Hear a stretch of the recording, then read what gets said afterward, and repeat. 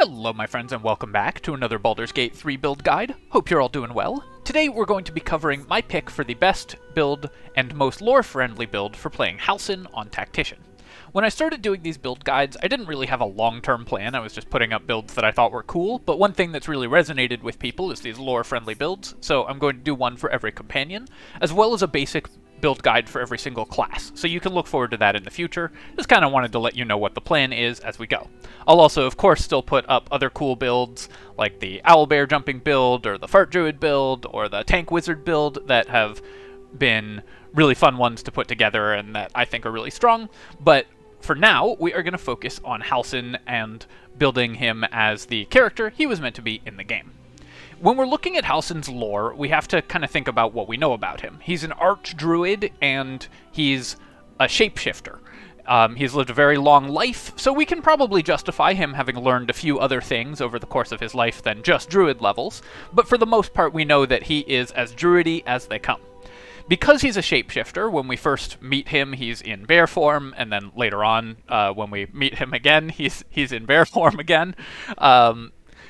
We know that he's going to spend most of his time shapeshifted into various animal forms. He also has a special wild shape form that only he can use. So in my opinion, the only appropriate druid subclass for him is Circle of the Moon Druid. We're going to try to maximize his shapeshifting abilities while still making him a viable character. Druids are an interesting class for wild shape because while wild shape in Baldur's Gate 3 tends not to be incredibly strong, they do have a couple neat things going for them. One, they're very, very tanky, because each time you wild shape into a wild shape form, you get all the HP of that form in addition to your base druid HP.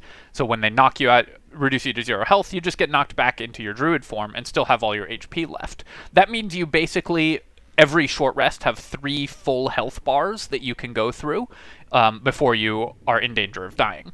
Another thing is that you have the distinction of being the only class in the game other than fighter that gets to make 3 attacks with a single action, and you actually get to do it 1 level earlier than fighters do. There's the Pact of the Blade Warlock with a multi-class can get 3 attacks at level 10 also, but Druids are the only class that just by taking 10 levels of that class, you get to make 3 attacks with a single action. That means they're one of the best characters to wear haste, because actions are so valuable on them, and it also means that we really want to maximize the attacks that we're doing with our character, because we are going to be able to attack more frequently. The various special forms that you get from Moon Druid also provide a ton of utility, so we are going to be able to make use of Halsin's utility there as well. Let's get into the build guide, and of course the first thing that we have to do, as always, is fix these stats. I will say that Halsin's starting stats are better than most starting stats. The druid stats are much closer to correct than almost every other starting stat in the game, but in order to squeeze out some optimization from this build, we can actually do a pretty weird stat spread that you usually won't see me do. The advantage that druids have is that when they're going to spend all of their time in wild shape form, they replace all of their physical stats with the stats of that wild shape form. So normally we could consider just taking mental stats and using our wild shape forms to provide physical stats. That being said, the mental stats for Druid do not add much, because you are going to have high wisdom always, and intelligence and charisma are not important saving throws to raise in particular, and so you already have the best mental stat because it's your casting stat. We can actually gain quite a bit of benefit by going the kind of weird stat spread of 15, 16, 8, 17, 8. Or sorry, 8, 15, 16, 8, 17, 8. The reason for this is that we will never use our strength on our basic character, but we will use dexterity and our health bar, of course, because dexterity lets us win initiative and also not die before combat starts because we'll have good AC. Your druid will always be in medium armor, which means that you want at least +2 dexterity to maximize your AC, even if you're not for when you're not in wild shape form, and you want as much health as you can to maximize the usage of your 3 health bars so that you don't die. Obviously, every character wants high constitution, but it's especially important for druids because we'll also be concentrating on spells all the time, though when you're in wild shape form, you'll use your wild shape's constitution to roll your con save, but it's still really important because it determines the hit points of your character. Obviously, when we want to maximize wisdom, to maximize our save DC, and also for another reason that you'll see down the line. And this way we can, with our first ASI, increase our wisdom to 18 and our dexterity to 16 while dumping 3 stats that don't matter for this character. For our skills, for Halsin, he already starts with the most important skills for a druid. You have perception and survival unlocked. Obviously, you're just going to want wisdom skills because that's the stat that is highest for you. If you are not playing as Halsin and using this build for another druid, you might want to consider, because we are going to get pretty good dexterity later on in the build, you could consider making them your sleight of hand user, and then they can pick locks. Although because you are going to spend a lot of your time out of combat wild shaped as well, and you can't pick locks when you're wild shaped, you don't want to waste wild shape charges by doing out of combat utility stuff. You just want to stay in wild shape unless you have a plan to cast a spell at the beginning of combat.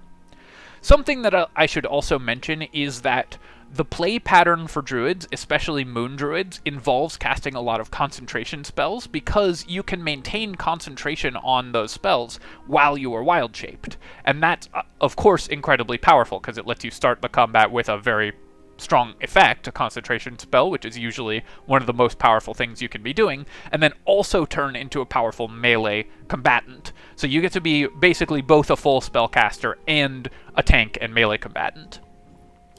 For our spell selection at level 1, we will almost always be wild shaped, so I recommend against taking Shillelagh.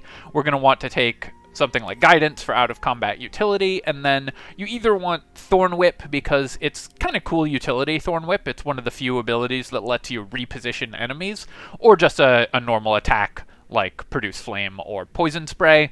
Produce Flame is probably better just because it lets you throw this a little further, but again, you're not going to be fighting in your human form or wood elf form that often, so it doesn't particularly matter. Halsin also has the advantage of being the best starting race for druids. Wood elves get bonus movement speed, and that's more or less the only thing that's going to matter because, again, you're going to use the movement speed of your wild-shaped form more frequently, but wood elf has 5 feet more of movement than some wild-shape forms, like bears only move 30 feet, so this lets you get a little extra movement before you wild-shape if you're a wood elf. Alright, so that's the starting build. Let's keep on going.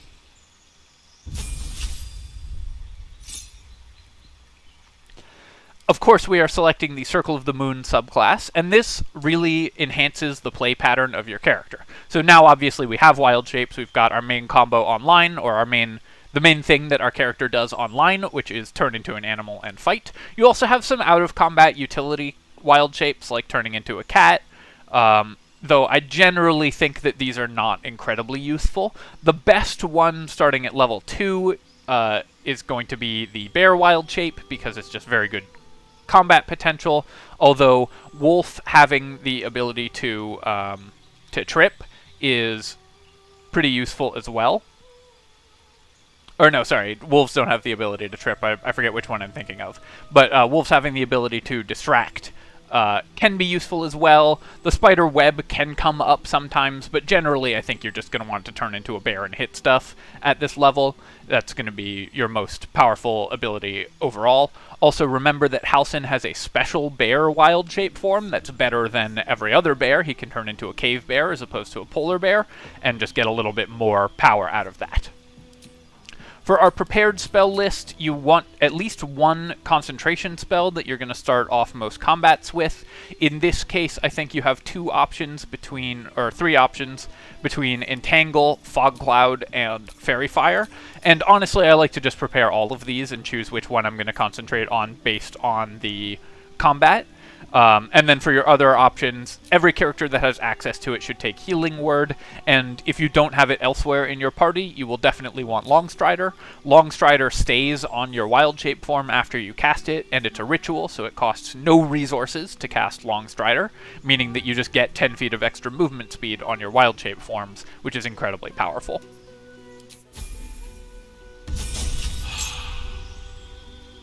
At level 2, we get to add a bunch of cool concentration spells also to our repertoire, although there's a couple that are worth mentioning as not working particularly well with Druid.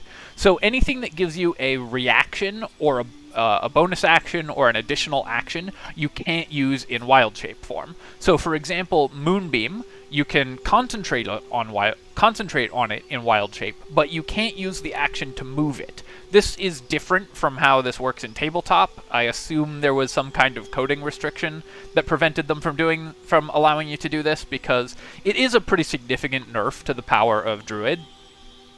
Concentrating on Moonbeam while in wild shape form was like the basic play pattern for tabletop Druids, so not being able to do that in Baldur's Gate 3 does make them a little bit weaker than their tabletop counterparts. But that being said, you still get access to a bunch of great concentration spells that are really powerful to have up. Hold Person is, of course, excellent. You can cast that and then bonus action Wild Shape in the opening turn. And I didn't mention this when we classed into Moon Druid, but one thing that Moon Druid gets is the bonus action Wild Shape, meaning that your opening turn of combat can be casting a spell that you're going to concentrate on, and then also turning into your Wild Shape form, which is much better action economy than the other two Druid subclasses. So you get to do 2 powerful actions in the first turn of combat. And then a lot of wild shape forms also just have good bonus actions later on. So unlike the other Druid forms, you're going to be maximizing your bonus actions as well as your actions, the other Druid subclasses. I say this a lot, but every character in Dungeons & Dragons has 5 resources that they can use every turn in combat. Your action, your bonus action, your reaction, your concentration, and your movement. Druids get to use their actions extremely well by casting spells or attacking with their wild shape forms. They get to concentrate on a spell every turn of combat. Moon Druids get to bonus action wild shape, which is extremely powerful. The one thing that you don't have a great use for on Druid, and that you actually cannot get a good use for, is your reaction. And the reason for that is that wild shape forms can't take most reactions in the game, and so you will fall behind in terms of action economy there. On the other hand, you get excellent movement options, so your use of your movement resource every turn of combat is actually stronger than most other characters. That being said, at level 2, the spells that we're usually going to want to have prepared, I like Flaming Sphere. You can concentrate on this and it will do a lot of work for you, and Hold Person is particularly good as well for this character. Just because it's something that you can concentrate on. And then you also benefit very strongly from the critical hits. If the opponent fails their saves, you can then hit them in your subsequent turn of combat and gain critical hits. Most casters rely on allies to really gain the maximum benefit from Hold Person, but because you are also a powerful melee attacker, if you're holding an enemy paralyzed and then getting critical hits yourself, that's going to be a lot of bonus damage. So it's very much worth having that prepared. Some other good utility options that are worth having are you can cast Barkskin, but you'll lose concentration on it eventually, just because you're going to take a lot of hits. Most wild shape forms are not good at not taking hits, so you're going to take damage on this character, and you'll lose concentration. We also, as a druid, do not get con save proficiency, which means that our concentration checks are not going to be amazing. But overall, you get to... so I would generally avoid Barkskin. But Spike Growth is always really good, having enemy movement speed and dealing damage to them, and the 20-foot radius makes it an enormous field, is incredibly strong. A lot of wild shapes can also jump, most notably the Owlbear, but also the Dilophosaurus has a pounce ability when you get that later on, which means that you can reposition around your own fields more easily than most enemies can, while still doing damage.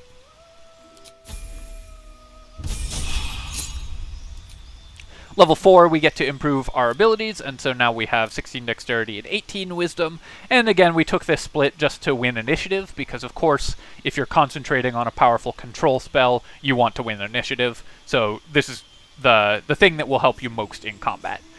You could also go with 14 dex and more charisma if you're a main character. That's a totally viable pick as well, because you would want dialogue skills, but for Halsin specifically, I think he's unlikely to be doing a lot of your dialogue, so you generally speaking are going to want to just maximize his combat potential. Also, starting at level 4, you get access to the Deep Rothe and Dire Raven wild shape forms. Dire Raven has some utility just for moving around, but mostly for combat you're still just going to be going with bear form at this level. For our other cantrip selection, you just take whichever one you haven't picked, although resistance can also be useful. It's a concentration spell, but it does come up sometimes in dialogue where you have to make a saving throw during dialogue. There are certain times when you have to do that, like if someone is trying to read your mind or something, and having a character with resistance can help with that.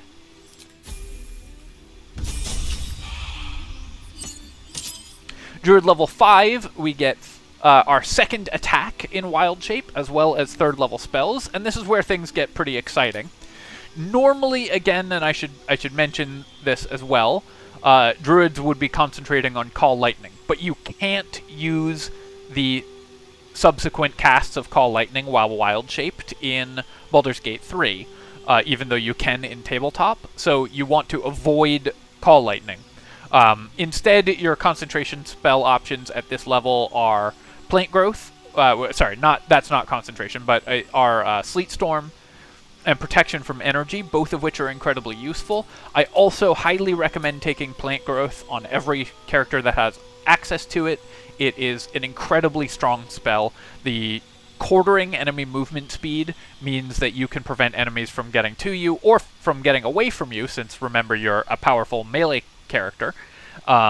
You also have a bunch of fun options. If you took Produce Flame as a cantrip, you can set the plant growth, or are using Flaming Spheres, you can set the plant growth field on fire to trap enemies in a field of fire, giving you a bunch of extra utility with sort of surface options. Generally speaking, setting a fire on surface is not a great use of your time. It's just not very high damage, but there are times when it can come up, especially if the area is full of grease or has explosive barrels or whatever around. There are times when you'll want to be able to light those up and just fill the whole room with explosions or fire.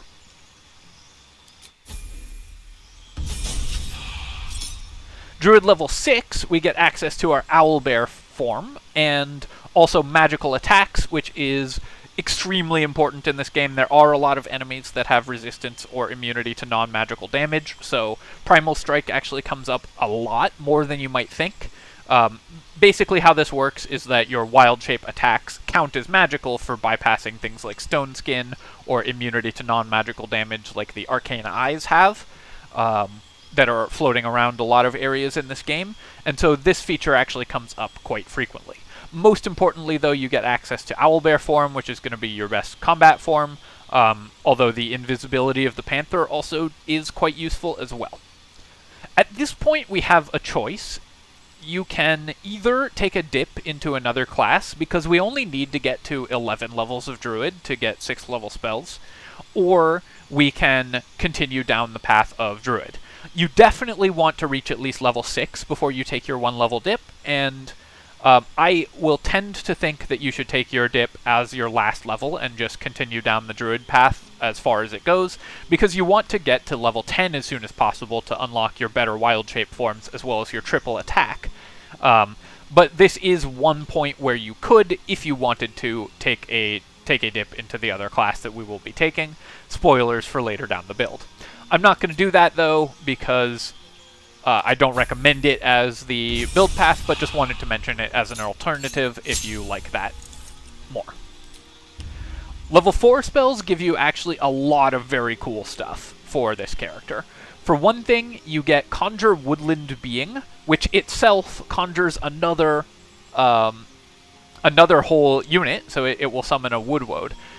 The ability to spend a level 4 spell on just having 2 extra units is incredible, and one of the best recommendations for having a druid in your party. These guys are really powerful. They're actually quite good fighters on into the late game, both of them, and just having 2 extra units for the cost of 1 spell is really good. There's so much you can do with extra units. You can reposition enemies by drawing them in to attack them. You can do all sorts of flanking for your rogues. Just the ability to have more actions in a round is incredible. They can do a lot of other utility stuff, like running around, and these ones even come with some great spells. The Woodland Being comes with Entangle, which is actually, at this level, still an extremely powerful control effect, and that will remain relevant throughout the game. Being able to make fields that CC enemies, crowd control enemies, is one of the most powerful things you can do, and you just get these guys all day alongside you. So this is really great use of level 4 spells. Another great use of level 4 spell is Wall of Fire. By itself, this is going to solve a lot of encounters, and there are several fights in, especially Act 2, that just casting Wall of Fire will instantly end the fight in your favor. In particular, one fight that Halsin can't actually participate in because he's involved in it elsewhere for story reasons, but if you have a Wall of Fire caster for that fight, you just instantly win it. And then later on in Act 2, there's a bunch of them. Polymorph is also a very good control spell, although I think generally speaking, you will actually prefer Hold Person on this build. Even though Hold Person allows 2 saves, you pretty much just want to be hitting stuff that you're controlling, but Polymorph is also very good. Confusion I have found to be somewhat bugged some of the time, because enemies will sometimes just act normally, but I've heard reports, I mentioned this in my Bard build, act normally even more than they're supposed to, right? They're supposed to have a 1 in 4 chance of taking a normal turn, and my experience with Confusion has been that enemies just act normally 100% of the time.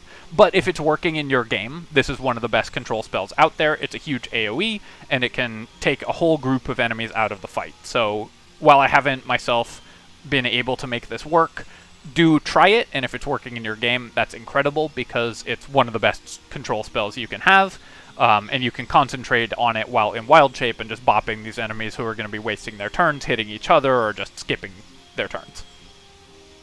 Level 4 is just an excellent spell level for druids overall.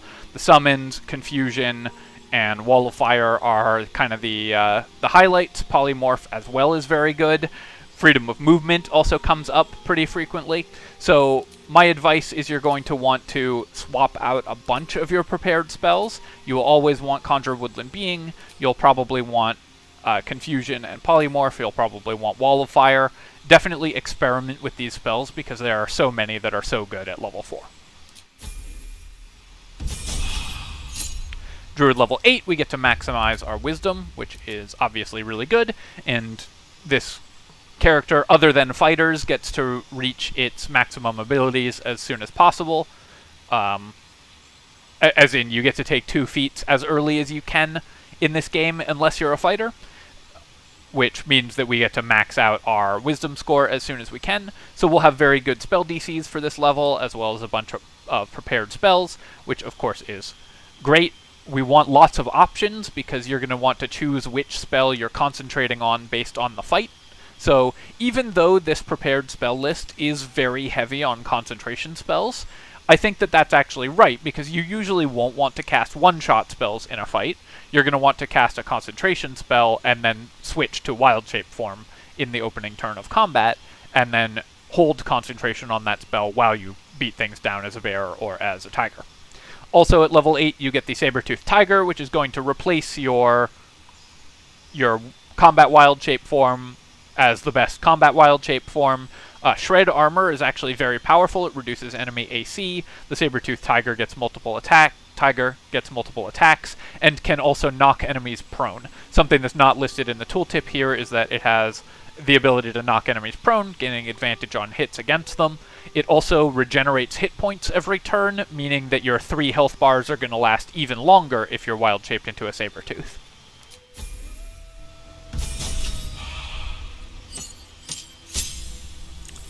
Spell level 5 isn't as strong for you as spell level 4 was, but does still have some hits.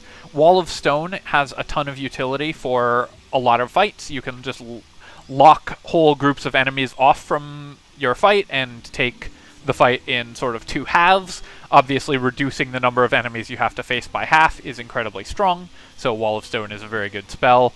Other than that, Insect Plague is okay. The difficult terrain is generally worse than Plant Growth because it's half movement instead of 1/4 movement, so enemies will usually be able to leave the field here. You can also just take Conjure Elemental and have yet another giant summon, and just be a character that runs around with tons of summons following you, which is very powerful as well.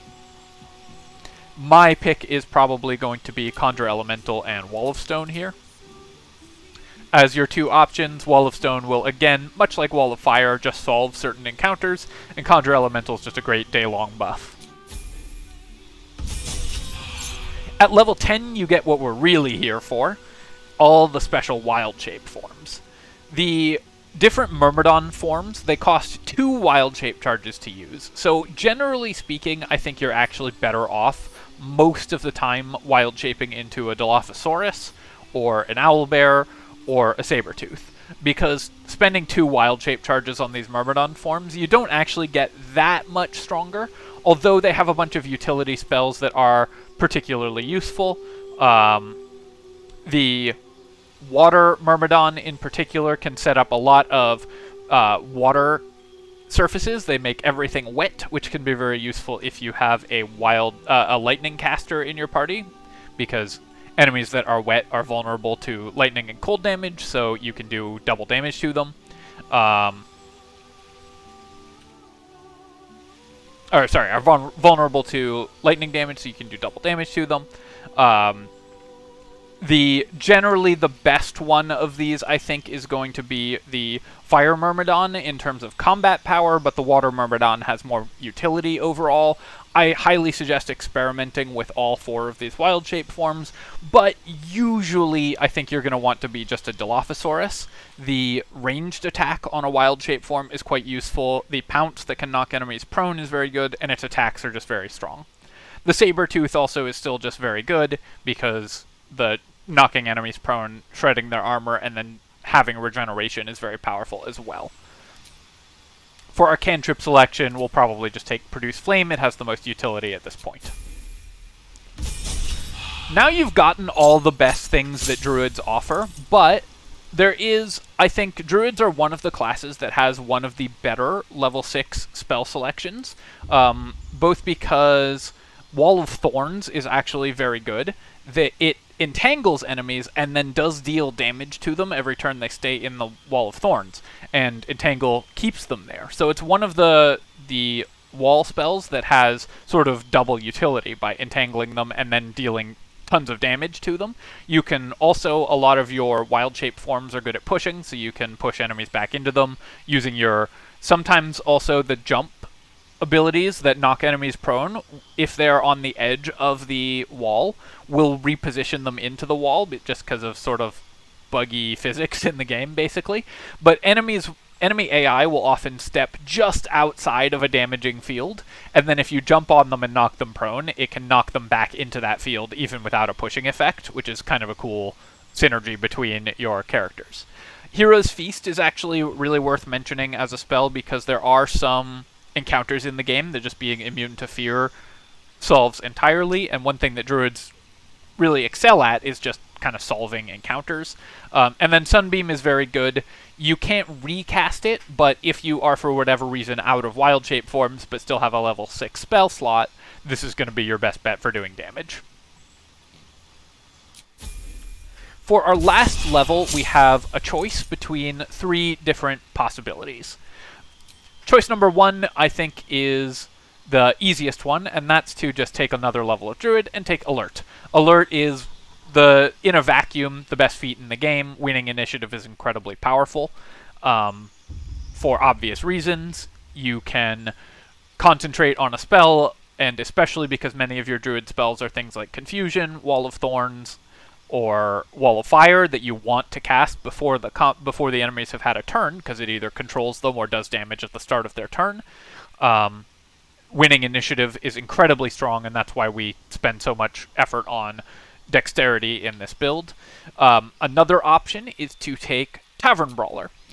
So Tavern Brawler will give you an odd number of points. So you'll want, if you do this, to respec and probably get take 2 points out of Constitution, go to 15 Constitution, and then buff it back up, and then you can put 2 more points into Intelligence or Charisma, whichever one you think you need more of. But the reason that Tavern Brawler is so powerful is that the attacks of your wild shape forms sort of count as unarmed attacks. How Tavern Brawler works is it doubles your strength modifier for unarmed attacks and improvised or thrown weapons, meaning that it does double to hit and double damage. On wild shape forms, it works somewhat differently. It doubles your to hit chance from strength, but not your damage chance. So that's still incredibly... It doesn't... but not your damage. That's still incredibly strong. Doubling your to hit chance from strength, one of the things that wild shape forms really suffer from is just having low hit chances on their attacks. And so if you are finding that you are missing attacks a lot, just taking the 12th level of Druid and taking Tavern Brawler is probably the most powerful option here, and this is what I will most likely recommend that Halsin does. So this is going to be the best bet for your build. The other third option, if you would rather focus on being tanky than on dealing damage, is to take a level of Monk. The reason for this is that Monks get the Unarmored Defense class feature, which lets you use your Wisdom modifier instead of your Dexterity, or in addition to your Dexterity, to calculate your armor class. Since we have 20 Wisdom, that means we will have +5 armor class. Now, this interacts a little weirdly with how wild shapes work, and I'm just going to take this level, even though I recommend taking Tavern Brawler instead. I'm going to take this level just to show you how that functions in-game, because it's worth just knowing how this works. So, as long as we are not wearing armor before we enter wild shape, we get to add our Wisdom to our AC, which gives us very good AC out of combat, because we have 3 Dex and 5 Wisdom, so we'll have excellent out-of-combat AC. Then, when we wild shape, say we'll turn into a bear here. Actually, this might have been a bad one to demo with, but I'll show you the other way in a second. You can see that we are adding 5 Wisdom to our armor class. So we have multiplied this bear's AC by 1.5 times. However, this has a weird interaction with some of the other wild shape forms that have higher base ACs. So if we were to turn into, let's say a saber-toothed tiger,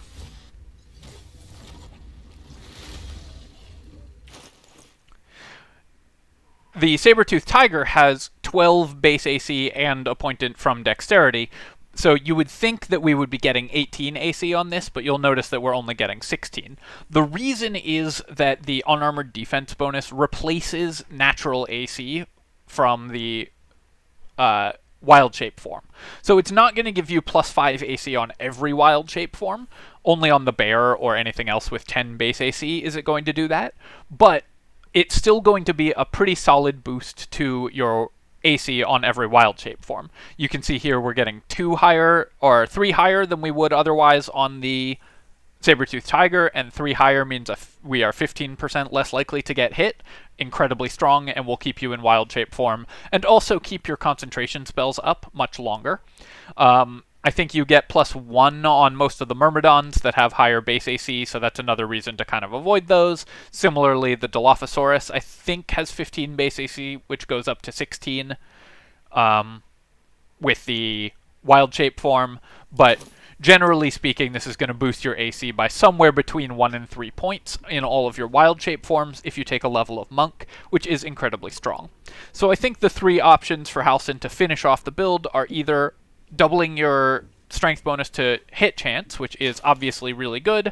On this Sabertooth, for example, that's a +4 to hit on every one of your attacks, which, as you can see, is going to be really important because our base attacks do not have a great to-hit chance. So +4 here is going to be, to hit is going to take this 30% to 50%, and so that's why I recommend Tavern Brawler against an enemy with pretty high AC, because obviously all the builds that I have my characters as have high AC, but it would take this 50% to 70%, it takes this 90% up to 95%, and so on. Alternatively, if you prefer to be a little tankier, you can take a level of Monk. Alright, my friends, I hope that you've enjoyed this look at a solid and lore-friendly build for Halsin, the archdruid, and as always, if you've enjoyed this video, do please feel free to leave a comment, like the video, both of those things help a ton with the algorithm, and you can subscribe to my channel for more lore-friendly character builds, more basic builds for every character class, and more strategy game content. Cheers, my friends, and I'll catch you next time.